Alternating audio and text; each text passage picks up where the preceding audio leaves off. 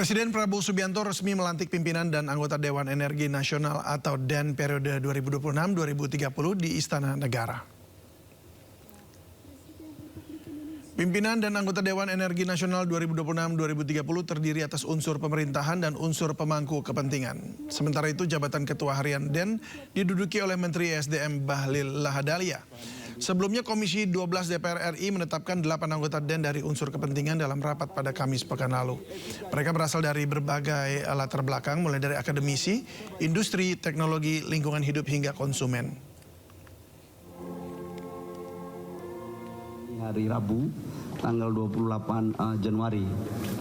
Pertama, kami mengucapkan banyak terima kasih kepada Bapak Presiden karena dalam sejarah pengarah daripada DEN, Dewan Energi Nasional,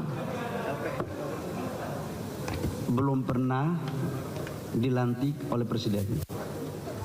Dan pelantikan hari ini menandai babak baru bagi keberlangsungan tugas-tugas kenegaraan. Langsung Bapak Presiden yang akan melantik karena sekali lagi betul-betul bahwa masalah energi menjadi salah satu prioritas dari bangsa kita, dari pemerintah. Setelah kita berhasil mencapai swasembada pangan dalam kurun waktu 1 tahun, terutama dalam hal beras, nah, kita ingin mengejar yang berikutnya adalah kerja keras untuk mencapai swasembada energi. Jadi mohon doa restu dari seluruh masyarakat Indonesia supaya Dewan ini nanti dapat bekerja dengan efektif, dengan lebih cepat untuk mencapai apa yang menjadi tujuan besar kita sebagai bangsa. Kita harus mandiri secara energi. Dan berikut daftar pimpinan dan anggota Dewan Energi Nasional 2026-2030 yang terdiri atas unsur pemerintahan dan unsur pemangku kepentingan.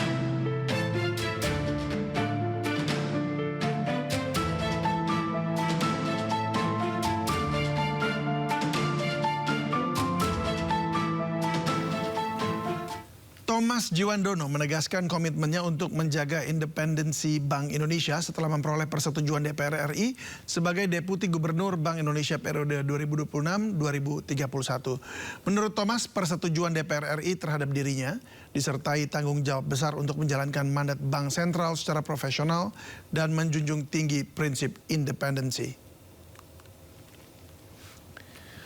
Thomas menegaskan salah satu komitmen utamanya adalah menjaga independensi Bank Indonesia dalam menjalankan tugas dan kewenangannya sesuai dengan undang-undang. Thomas juga menekankan pentingnya penguatan sinergi kebijakan fiskal dan moneter dalam mendukung stabilitas serta pertumbuhan ekonomi nasional. Pelarasan kebijakan fiskal dan moneter perlu dilakukan tanpa mengabaikan prinsip kehati-hatian serta mandat utama Bank Indonesia. Kemarin sudah saya melalui proses fit and proper secara baik. Saya melewati fit and proper itu melalui dan mengikuti segala peraturan dan perundangan yang sudah ada. Di sini saya ingin sampaikan sekali lagi komitmen saya untuk menjaga independensi Bank Sentral dan juga seperti saya katakan kemarin di proses fit and proper, melaraskan kebijakan fiskal dan moneter. Menteri Sekretaris Negara Prasetyo Hadi membantah adanya perombakan kabinet atau reshuffle kabinet merah putih yang dilakukan pada hari ini. Isu reshuffle mengemuka seiring kosongnya beberapa pos kementerian.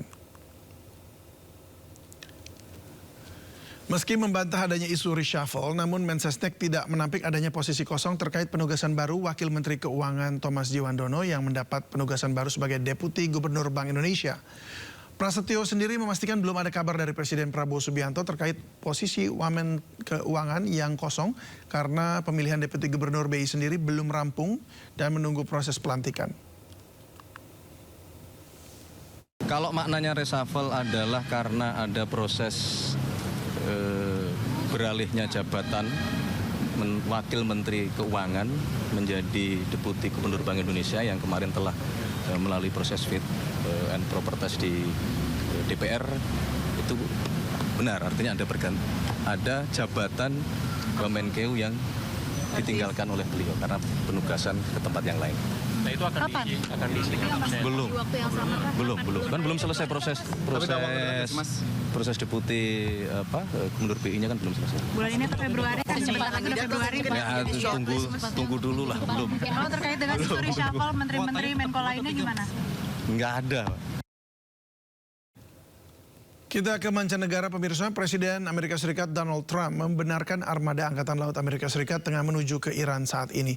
Trump mendesak Iran untuk segera membuat kesepakatan untuk tidak melakukan tindakan represif terhadap rakyatnya. Pernyataan Trump ini membenarkan rilis Komando Pusat Amerika Serikat CENTCOM yang menyebut kapal induk USS Abraham Lincoln kini sudah berada di perairan di Timur Tengah. Kapal induk terbesar di dunia ini tiba di kawasan Timur Tengah di tengah ketegangan yang meningkat antara Amerika Serikat dan Iran. Kapal ini kini bersiaga menunggu perintah serang. Militer Amerika mengklaim pengerahan USS Lincoln guna meningkatkan keamanan dan stabilitas regional pasca demo besar-besaran di Iran. Iran sementara itu menyatakan bakal meluncurkan serangan antisipasi apabila Amerika Serikat dan sekutunya Israel ikut campur urusan dalam negerinya. And in June, we obliterated Iran's nuclear capacity in Operation Midnight Hammer. You saw that. People have been waiting for 22 years to do that, and we were right at the end. They were about a month away from having a nuclear weapon. We had to do it. And by the way, there's another beautiful armada floating beautifully toward Iran right now. So we'll see. I hope they make a deal. I hope they make a deal. Kebakaran di Provinsi Chubut, Argentina masih terus berkobar. Kencangnya angin membuat tim penyelamat tak dapat menjinakkan api.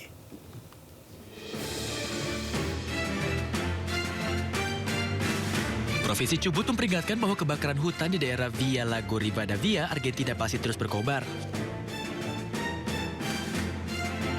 Petugas pemadam kebakaran dan sukarelawan berusaha mengendalikan api di tengah kepulan asap tebal.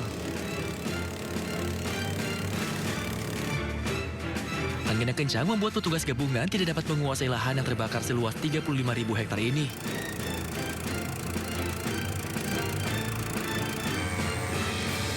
Angin dengan kecepatan hingga 50 km per jam juga menghasilkan beberapa titik api sekunder di berbagai sektor.